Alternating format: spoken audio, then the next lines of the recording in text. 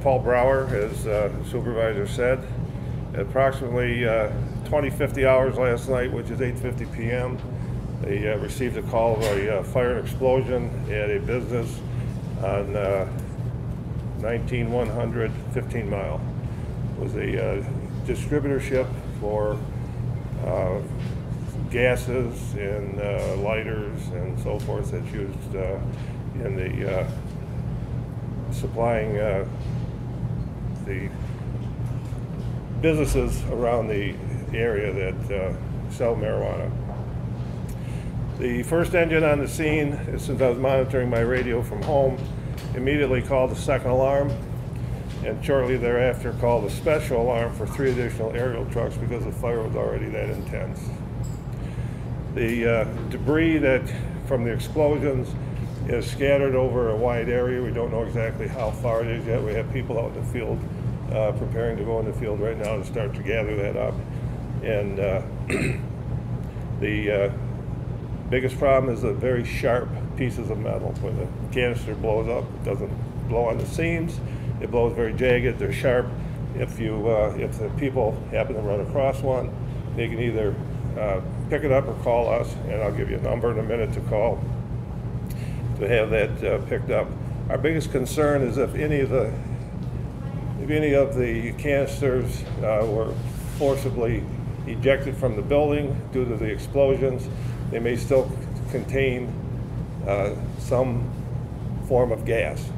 And we're urging the public to not touch those and to call the number that I'll give you in a minute so that we can send somebody out to recover that. On hearing the magnitude of the fire, I knew we were going to need additional resources. We're very fortunate in Macomb County that we have very good mutual aid amongst our other communities where we can borrow personnel and equipment to report to the scene in a orderly call-up fashion. Our police department has the same thing with memorandums of understanding with other police departments. So if we need help, all we have to do is call, and it comes in a timely manner. I was immediately in contact with County Emergency Management as well as Michigan State Police Emergency Management Division, Lieutenant Kedvertis. We put a incident report out on what they call MySIMS, which is a computerized information system that all emergency managers use. That makes available to us additional resources. It also notifies the captain of the division as well as the operations division and the governor's office. So that's how far up it went when we do that. The fire this morning is still smoldering. If you drive by there, you'll see some smoke. We had a couple of late explosions, nothing from 3 o'clock until about 7 o'clock this morning. So the debris pile still has a lot of heat in it. So we're waiting for that to cool off before we start sending personnel in there to start doing the investigation on the fire. And the fire chief can talk about that when he's up here. There was one injury to a firefighter. A piece of debris went through the windshield and clipped him on the side of his face. He's fine. He's been treated and released from the hospital. However, there was one fatality, a piece of debris that hit, as I'm told, a 19-year-old, and he has expired.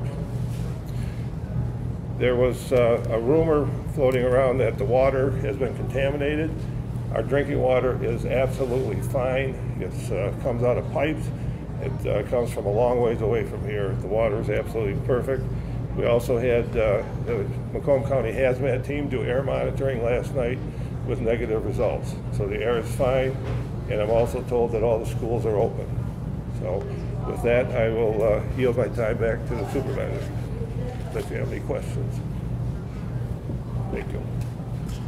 Thank you, Paul. Next, you're going to hear from our fire chief, Tim Duncan, then our police chief, and then from County Executive Hackle as to how the county is cooperating, as they always do with an incident like this. So, Chief Duncan. So anyways, I just wanted to give my appreciation to all of you that were out this morning and for understanding some of the information is dynamic during the morning and throughout the night. So appreciate all of you, being there for us and helping us out and understanding that sometimes these things do change. It's amazing the amount of interest in this across the country. But number one, I want to give a lot of credit to our personnel on scene, fire department, the police department, our EMS personnel, everybody from the surrounding community. We basically function as a team, as a unit at the county level, and without the assets that the county helps provide from our local community, being the hazmat team, some of the DPW, some of the other personnel, we just couldn't do this. We couldn't handle this as well as we are right now. So we appreciate that outreach. Obviously, you've heard from me throughout the morning. Emergency Manager Brower obviously covered the bulk of what we need you to get out there, but obviously we want everybody to stay safe. The rain's going to provide some asset to us this morning as far as the scene, but it's also going to cause some issues with us getting in there to handle the scene. We do have some equipment going over that push some of the debris fill back. We had some damage to a few of our apparatus last night as I was over at the station this morning prior to this. They're in the works of getting some of our tires fixed so we can get our ladder truck back over there to help suppress the scene a little bit more to allow us to be able to open up the railroad tracks over there. So that's one of our main issues also, is get the railroad traffic going. Obviously, as we back them up, things get bad for them. So hopefully that's going to be imminent in the next hour to get that up and running. But just once again, just appreciate the outreach, everybody's willingness to help. We couldn't do it without everybody that's basically around here. So I will turn it back over to Supervisor Khanna. Thank you. Chief, did you want to speak, or did you want your captain to speak? Chief Karinji. Good morning. Again, yes, everybody did an outstanding job, responded quickly. Our neighboring jurisdictions also responded to help us with everything that we needed. If anybody comes across anything that they're unsure of, please contact the contact center at 586-469-5502, 586-469-5502. You can always call the police department as well, 586-493-7800, if there's any questions or concerns about anything. Additionally, we'll have our drone unit out to, when they're able to, once the rain subsides, just to check the area, rooftops, and different things that they can provide. The drone unit was pretty critical last night. They did a great job in finding and locating and directing the fire department to some secondary small fires that broke out in the area, so they were able to address that quickly. So any questions or concerns, contact us or the contact center, and we'll get anybody out to you as soon as possible. Thank you. Captain, did you want to speak?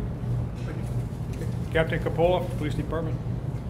Just want to say a brief bit of thanks to our multi-jurisdictional agencies that provide us some support, to include, but of course I'm not limiting to, the Michigan State Police, Fraser Police Department, Sterling Heights Police Department. We had a number of federal agencies that came to assist us in conjunction with, as I'm sure Chief Duncan can provide additional detail about, multi-jurisdictional fire agencies that responded. Both Chief Karinji, myself, Chief Duncan and his entire staff had the opportunity to set up a command post, all amidst these exploding canisters raining down all around us, and subjecting to multiple staff members potential peril, but we prevailed, and we were able to secure our scene and ensure public safety to the best of our ability. So it's a great sense of pride, as I could be so honored to speak for the men and women of the Clinton Township Police Department in conjunction with our other police agencies and fire agencies for the job well done in such a perilous scene. Thank you. Our Department of Public Works is, as we speak, collecting as much material as they can to be analyzed by the police department at a later date. In conjunction with that, County Executive Hackle, who is no stranger to things like this because he comes from police enforcement, is helping with whatever he can. So Executive Hackle. Thanks, Bob. Thank you, Bob. And interesting, I think you recognized late last night what was taking place on behalf of the police and fire department here. So Tim and Dina, hats off to you and your men and women working for the agencies that responded to this. This is stuff that we train for, many law enforcement agencies throughout the entire county, even working in conjunction with emergency management. And obviously Paul Brower here in Clinton Township has had a history of dealing with these type of incidents and situations, but he also works in conjunction with the county, and Brandon Lewis from our emergency management. They got together because most people recognize what takes place early on, police and fire responding to the scene, trying to figure out how they deal with whatever is present before them. But what people don't recognize, emergency management is also doing the work behind the scenes and contacting various levels of agencies, state, federal, making sure that we're getting a hold of the utilities if there's a need to shut them off, so that they keep the other firefighters and police officers out of harm's way. And that was taking place during this particular situation. What was most intriguing, as much training as you might see out there, was this issue related to the shrapnel. And the explosions that were taking place inside the facility was not just being contained to the inside of the facility, it was being deployed outside of the facility. So the police and fire that were responding were under fire, different than the actual fire that was taking place. And obviously injuries were sustained and some damage to vehicles. But boy, that was incredibly challenging for those first responders that showed up at that scene. And I do think Bob would share with me, as well as everyone else up here, our thoughts and prayers and sadness to the family, friends, and loved ones, and the community of the loss of the life of the 19-year-old out in the street that got hit by one of those pieces of shrapnel. It's very sad to see something like that. It is something that we all recognize as part of the danger we do. But boy, having a civilian just walking the streets and getting hit by something like that, completely unexpected, and couldn't think of anything sadder as an outcome for this particular situation. So moving forward, we have committed to continued support to Clinton Township, Bob Cannon, and the entire team here on behalf of Emergency Management, Department of Roads, and even at the contact center with the calls that might come in. And to repeat that number that the chief had mentioned, 586-469-5502. If you happen to see something that looks concerning to you, please don't touch it. Don't pick it up. When in doubt, give us a call and we'll check it out for you to make sure that nobody else gets harmed. So thanks, Bob. Well done. Thank you, Mark. I will be asking Paul Brower to apply for a local state of emergency later today. We don't know how much this is going to cost, but whatever the cost is, it's worth it, because we don't want our residents, our children especially, picking up any of these shrapnels, or even worse, some of the containers that are still full of the gas or whatever is in there. There's 3 different things that we think are in there. Now, how did we know that these things were in the back room? We did not. Our planning department, our building department have inspected the properties, and they were told that we were going to simply have things sold as a retail operation. This is a former Save-A-Lot store, and that's what we thought was going in, and that's what we inspected. Never did any of our staff or departments see anything like that. If you have any questions, we have Mary Bednar, Barry Miller, and Bruce Thompson, who can answer those questions as to the persons who applied for permits to do something that we thought they were going to do, which was legal, but ended up doing something that is clearly not only illegal, but immoral and dangerous. Supervisor, can I ask you a question just based on what you said there? Yes. I'm sure all of us news outlets have reached out to the business that's there. Have you guys heard from anybody at the business as far as what's happened here in your community? The answer is yes, we have. Chief, do you want to talk about that? The answer is yes. So there was 2 business owners last night that were taken over to the police department. They were interviewed initially by our fire prevention division as well as the ATF.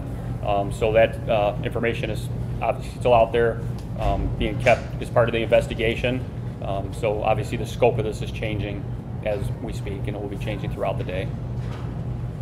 Supervisor, you said, Mr. Cannon, you Yes. said you weren't happy about this. Can you get more specific about what you weren't happy about, and what is the legal ramification of having things in that building that they shouldn't have had? Well, we would have, had we known the containers were in the back room, we would have issued violations immediately and worked to get them out of there through the court system. We can't just walk into somebody's back room. We do have inspections. And Barry, you want to come up and talk about that? And this is Barry Miller from our building department, who always makes sure things are done properly. I appreciate it. Basically, when they pulled the permits for this was a storefront it was called Goo, with a back room for storage of product that they sold on the floor. At the time of inspection there were no canisters. The fire department's there to inspect quantities. There are allowable quantities for certain things you can put in those rooms. They did not exceed any of those quantities. Obviously, with what happened last night, they were well over what would have been allowable for that site. So at this point, obviously it's under investigation. Our police department, fire department will continue what they're doing. But at the time of inspection, they had passed. They obtained their C of O in September of 2022. Since that point, nobody from the township has been in that building for the purpose of inspections. So to clarify, the only thing that sounds like that you were unaware that was in there, you knew the vape products were in there, but not the actual gas, the nitrous, the butane. Correct. None of that was supposed to be in there. That's correct. Correct. Okay. Thank you. Bruce, did you want to talk about Bruce Thompson, our planning director? He's the one who approved them going into this building, and he has some reservations about it, but what he saw was legal at the time. Yeah, and thank you, Bob. And I can just kind of back up what Barry had indicated is that I think it was April 26th of 2022, I was approached by someone to start the certificate of occupancy process. The planning department is that first step. Is the use a permitted use? I made it very clear to the gentleman that a retail use was a permitted use, and that is what was signed off on by the planning department. And then inspection from the building department is part of that. So that I can confirm, as that was the use that we approved in the planning department, was strictly a retail mercantile use. How much product was in the building that should not have been in the building? Do we That know? I can't answer. We really don't know. Just an estimate. Yeah. We have estimates, but we really don't know because a lot of it's all around the township right now. It blew up. I mean, I live 5.5 miles away from the site. And after our board meeting last night, I went home and I heard it and I thought it was thunder right over our home. That's 5.5 miles away. So think about the people who were nearer the site. It was horrible. The ground was shaking. When our trucks were going to the site, the trucks were shaking. That's how bad it was. So to talk about what was in there too, when would have been the next check? Would it have been possible for the city at all to go in there and check, or was this Barry? earliest instance to be able to check and make sure? Because obviously you guys, it sounds like we're unaware of any of that. That's correct. Is there a yearly, an annual sort of check? No, and from the building department standpoint, there is not. Once we issue a C of O, they're taxed as an owner of a building to follow the rules and regulations that they were approved to do. Now, I know the fire department does do annual inspections on some industrial buildings. This was not an industrial building. It was not in the industrial zoning. It wasn't meant for this. So I don't know if Chief could speak to that aspect of their annual inspection process. I'm not aware of how that works. But from the building department standpoint, we issue the C of O, and then it's on the ownership to monitor and follow through on their laws and ordinances as it's required in the township. So anyways, this falling into, like Barry is saying, more of a commercial location. Doesn't fall into some of the things would be one of our target locations that they want to certainly hit yearly. It's a challenge throughout the county for any prevention division, inspection division, and the fire departments to actually achieve getting to all the buildings they need to in a given year. Obviously personnel availability to get in. They have their days that are altered by fires, by other issues that come up. So they certainly put a great effort out. We have a very aggressive fire marshal and Chuck Champagne and his two prevention people with Jason Kropp and Neil Wagoneer. So they do great work. They are in concert with the building department. And as you'll see, it's certainly a safer community in Clinton Township. Unfortunately, we had this one incident that we are unaware of. But this is going to give cause for concern and thought going forward. Something that we have to evaluate as a department, to obviously make this community as safe as we possibly can. Our initial report last night, as we had discussed a little bit this morning, was that they had recently received a semi-load of the butane containers. They had over half of that still left, and they also had pallets of the nitrous and then lighter fluid along with that. And then there was also over 100,000 vape pens that obviously have the lithium batteries that are inside of those. So that was an issue on the scene too. So that's essentially what we were told last night. So there was a considerable amount, as you see, and we were over there on the site this morning and seeing the debris filled. That was definitely an issue for us. What was with the, sorry, Ron, just one more follow-up. You talked about the switchblades, the Batman knives. Why are those sold there? Kind of like any type of storefront, which you'd have. This was a retail location. They're going to have certain things that they want to have appeal to a certain segment, whether it's the kids. These were essentially, some of them were set up with like the Batman theme look to it, but then there's blades that come out of the side. There were other knives that were involved, and obviously these things were flying through the air also. So that's why we have our group out there scouring the area, making sure that we can pick up everything we can find to keep that safe for the community. So we're worried, obviously about, kids walking through, anybody going through, damage to vehicles, damage to people. So they're on it, aggressively pursuing it. DPW has been great, certain big asset for us, and so they're going to be out there throughout the morning, obviously dealing with the rain, but doing what we think is appropriate to, mitigate this thing. Chief, what could be in there? What should have been in there? What shouldn't have been in there? You're talking about knives. Were those acceptable? They just happened to be things that were getting thrown into the air. Obviously, the butane and nitrous, no. Yeah, obviously the containers, the tanks, certainly no. What somebody's allowed to put in a retail establishment along that line, left to that individual, whether or not they feel that's something they should be selling. Certainly it's, when you have something like this come up, it's certainly not a safe item that's flying through the air, but I think, without those tanks, we don't have this issue. So that's really the core of it, the explosion, the amount of damage. Obviously with the explosions, the walls, that could contain some of this were wiped out right early into the fire. So we didn't have that protection there that allowed us to get in and suppress this thing, right out of the gate. So certainly just extreme. I've never seen anything like this in my 25 years. Obviously, I hope the rest of my career I don't see it again. But certainly it's tragic, like you said earlier this morning. Can you talk about the 19-year-old within the realm of the flying shrapnel? I want to know more specifically about the 19-year-old, but also what your firefighters and police officers were facing in terms of the shrapnel that was coming at them and what killed this 19-year-old. So obviously when you first get to the scene and you realize the enormity of it, and just your vehicle a mile or two away shaking as you're approaching the scene, you're like, what are we getting ourselves into? So our firefighters are trained. We're an aggressive department. We see fire, we want to get to it, we want to mitigate it. Obviously they're at a crossroads where they're like, this is not safe. We got into the car with our battalion chief, who did an excellent job. Matt Chernovsky handled himself. He was exceptionally controlled throughout the whole night. We made the decision early on, we have to back out. There is no way we can put somebody this close to the scene. Even when we're at a distance, these things are flying over a quarter mile away, debris field probably over a half mile in every direction. So they're obviously, like Executive Hackle said, you're in peril. You are putting your life on the line for this. I'm sitting outside my car. You've got to make sure you got your helmets on. The police were concerned, so they wanted looking for their tactical gear. You're worried about things coming at you. Even with something on the top of your head, if it hits you in the chest, hits you in the face, it's going to kill you. And unfortunately, this 19-year-old who was virtually at least a quarter of a mile away from the actual building, one of the projectiles did hit him in the head, and he did make it to the hospital alive, but he succumbed to his injuries around 4 a.m. this morning. As far as name or anything, I don't have none of that to supply right now, but certainly as we discussed this morning, what can you say in that situation?